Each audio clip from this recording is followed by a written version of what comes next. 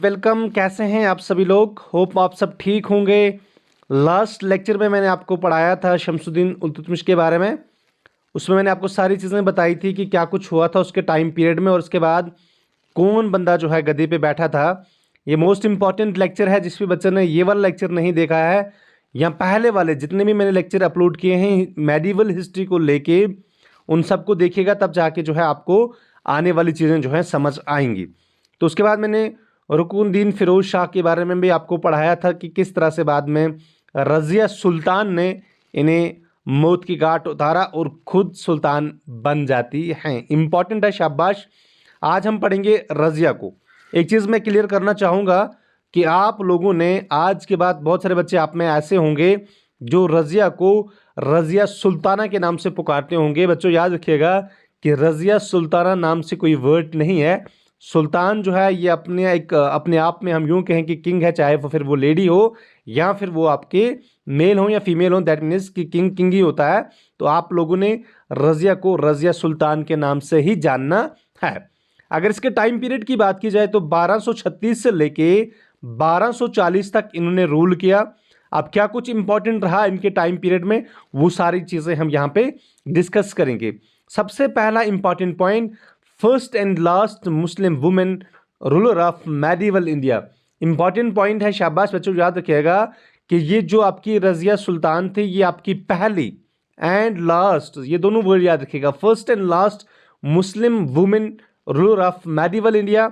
उसके बाद दूसरी एक और इम्पॉर्टेंट चीज़ कि इसने क्या किया, इसने पर्दा को रिजेक्ट किया। जैसे आज की डेट में या पहले के टाइम पीरियड में भी जो इस्लाम रिलीजन के अंदर इस्लाम वुमेन के लिए जो इस्लाम मज़हब के अंदर चीज़ें आई हैं वो ये हैं कि आप लोग पर्दा करके ही हमेशा अपने आप को रखोगे। लेकिन रज़िया ने क्या काम किया, इसने पर्दे को रिजेक्ट किया। और ये क्या काम करती थी, ये हमेशा मेल ड्रेस में आती थी पब्लिक के बीच में, और उसके साथ साथ ये एलिफेंट के पीठ पे बैठा करती थी मेल ड्रेस पहन के। ये जब भी बाहर निकलती थी तो इसका ड्रेस जो होता था जैसे मेल लोग पहनते थे वैसा ही हुआ करता था। अब जब ये सुल्तान बनी तो हुआ क्या, आप सभी लोग जानते हैं कि इल्तुतमिश के द्वारा उसने एक काम किया हुआ था, एक ग्रुप बनाया था 14 नोबलिस का, जिसको हम कहते थे तुर्कान चहलगानी यार चालीसा। लेकिन इसने क्या काम किया, इसने उसमें एक इंपॉर्टेंट काम किया कि इसने एक बंदे को जिसका नाम था मलिक अल्तुनिया, उसको मलिक अल्तुनिया को बाद में मैं पहले बताऊंगा। एक चीज़ मैं पहले बताऊंगा आपको कि इसने जलालुद्दीन याकूत, एक बंदा था जो अबेसियन था, यूं कहें कि मॉडर्न इथोपिया से था, और वो बंदा ब्लैक कलर का था। इसने क्या काम किया, इसने उस तुर्कान चहलगानी को साइड लाइन करके इस याकूत को एक हाई पोस्ट पे बिठा दिया, जिस पोस्ट का नाम था एमीर आखुर।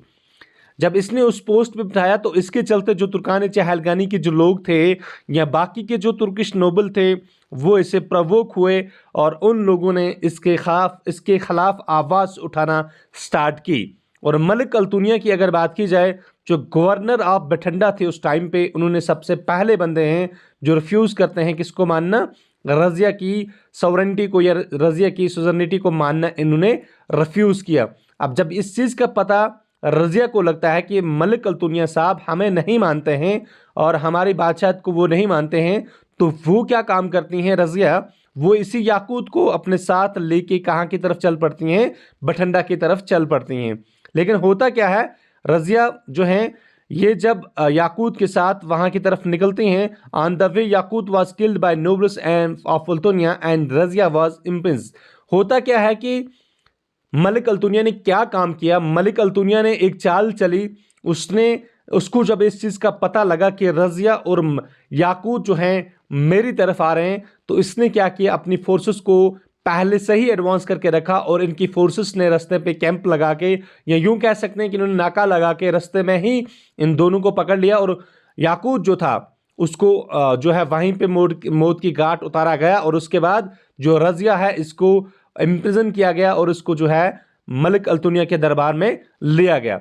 अब जब मलिक अल्तुनिया के दरबार में लिया गया तो मलिक अल्तुनिया ने रज़िया के सामने एक सजेशन रखी, या यूं कह सकते हैं कि एक राय रखी कि आप तभी बच पाएंगी कि अगर आप इस हाल से, इस जेल से निकलना चाहती हो, then you have to marry with me. ये किसने कहा, अल्तुनिया ने कहा। अल्तुनिया ने भी मौका ढूंढा था उसको भी मौका मिलना था। उस बंदे को मौका मिला और उसने कहा, किसको?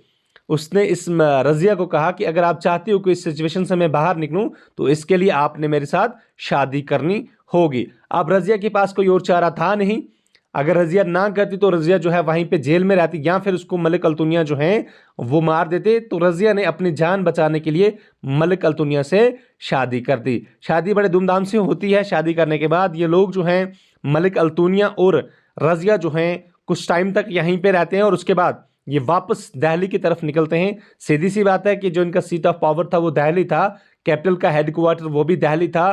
तो आप दोनों मलिक अल्तुनिया का पूरा नाम था मलिक इख्तियारुद्दीन अल्तुनिया, जो गवर्नर था बठिंडा का। ये लोग वापस दिल्ली की जब तरफ निकलते हैं तो लेकिन क्या हुआ कि इन्हें फिर किसने मार दिया? बैरम शाह ने, दोनों को।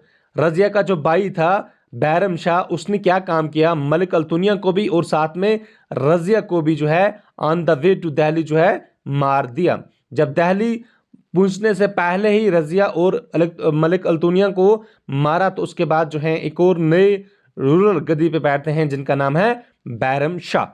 तो रज़िया की अगर बात की जाए तो रज़िया ने कुल मिला के 1236 से लेके 1240 तक रूल किया।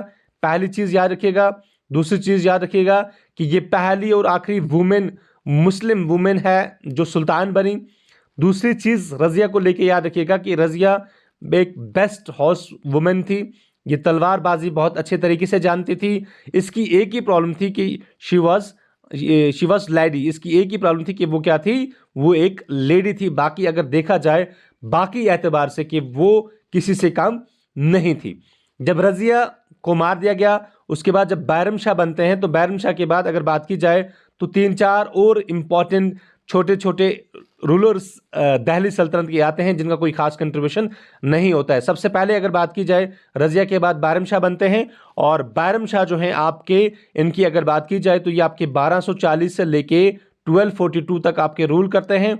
और उसके बाद अगर बात की जाए बैरम शाह के बाद तो बैरम शाह के बाद अलाउद्दीन मसूद शाह जो हैं वो रूल करते हैं आपके 1246 से लेके अगर बात की जाए तो 1242, सॉरी यहाँ पे 42 होगा, 1242 से लेके 1246 तक कौन रूल करते हैं? आपके अलाउद्दीन मसूद शाह। उनके बाद अगर बात की जाए तो नासिरुद्दीन महमूद एक और इम्पॉर्टेंट किंग थे जिन्होंने रूल किया है रज़िया और बलबन के टाइम पीरियड के बीच में। इनकी अगर बात की जाए नासिरुद्दीन महमूद की तो इन्होंने रूल किया है 1246 से लेके 1265 तक। नासिरुद्दीन महमूद इंपॉर्टेंट हैं। इन्हें दरवेश किंग के नाम से जाना जाता था because of his simplicity and piousness और wrote copies of Quran and sell them. अब इस नासिरुद्दीन महमूद ने क्या काम किया? ये बंदा इतना सादा और सिंपल था कि इस बंदे ने रॉयल ट्रेजरी से कोई भी पैसा अपने ऊपर नहीं लगाया, या यूं कह सकते हैं कि इस बंदे ने अपने खर्चे के लिए, अपने घर बार को चलाने के लिए जो किंगडम की ट्रेजरी थी, या यूं कह सकते हैं कि रॉयल ट्रेजरी थी, उससे कोई भी पैसा निकाल के अपने ऊपर सर्फ नहीं करता था ये बंदा। इसके चलते दरवेश किंग का टाइटल मिला। कभी आपसे पूछा जाए कि दिल्ली सल्तनत के अंदर किस किंग को दरवेश किंग का टाइटल मिला था तो वो थे आपके नासिरुद्दीन महमूद। ये बंदा क्या करता था? इसने कुरान पाक की कॉपीज को लिखता था, फिर उनको भेजता था, और जो पैसा वहां से आता था उस पैसे से ये अपनी रोजमर्रा की जिंदगी चलाता था। तो ये थे आपके 4-5 इंपॉर्टेंट रूलर जिसमें रज़िया एक इंपॉर्टेंट थी। और रज़िया के बाद अगर बात की जाए तो स्लेव डायनास्टी के अंदर कोई बंदा आया जो इंपॉर्टेंट था, उसका नाम था गयासुद्दीन बलबन। आप गयासुद्दीन बलबन को हम नेक्स्ट लेक्चर में कवर करने की कोशिश करेंगे।